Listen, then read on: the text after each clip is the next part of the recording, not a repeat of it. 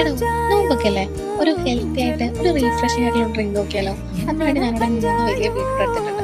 അത് നന്നായി ക്ലീൻ ചെയ്തിട്ട് അത് ചെറുതാക്കി ചോപ്പ് ചെയ്ത് വെക്കുക. അതേപോലെ ഒരു 1 kg മുന്തിരി എടുത്തിട്ടുണ്ട്. ഒരു ഗ്ലാസ് വെള്ളം നന്നായിട്ട് ബോയിൽ ചെയ്ത് അതിലോട്ട് മുന്തിരി ഇട്ട് കൊടുത്തിട്ട് നമുക്ക് നന്നായിട്ട് തിളപ്പിച്ച് വറ്റിച്ച് കുറുക്കിയെടുക്കാം. അതേപോലെ ഒരു 2 ഗ്ലാസ് വെള്ളം ബോയിൽ ചെയ്തിട്ട് അതിലോട്ട് നമ്മുടെ ബീറ്റ്റൂട്ട് ആഡ് ചെയ്ത് കൊടുത്തിട്ട് നന്നായി വേവിച്ച് കുറുക്കിയെടുക്കണം. എന്നിട്ട് നന്നായിട്ട് ഒരു നാടൻ ക്ലോത്ത് എടുത്തിട്ട് അതിൽ നമ്മൾ ഈ ഒരു ഗ്രേപ്സും അതേപോലെ ബീറ്റ്റൂട്ടും നമ്മൾ നന്നായിട്ട് സ്ട്രെയിൻ ചെയ്തെടുക്കണം. എന്നിട്ട് നമ്മളിവിടെ സ്ട്രെയിൻ ചെയ്ത് വെച്ചിട്ട് 2 മിക്സും ഇട്ട് നന്നായിട്ട് ബോയിൽ ചെയ്യണം. അതിലൂടെ ഞാൻ മധുരത്തിന് വേണ്ടി പനങ്കൽക്കണ്ടാണ് ആഡ് ചെയ്യുന്നത്. നിങ്ങൾക്ക് വേണമെങ്കിൽ പഞ്ചസാര ആഡ് ചെയ്യാം. എന്നിട്ട് ഈ കാണുന്ന പോലെ കുറച്ച് ഇഞ്ചി അരിഞ്ഞതും അതേപോലെ പട്ട, ഏലക്കായ് ഇതും നന്നായിട്ട് ബോയിൽ ചെയ്ത് തിളപ്പിച്ച് വറ്റിച്ചെടുക്കണം.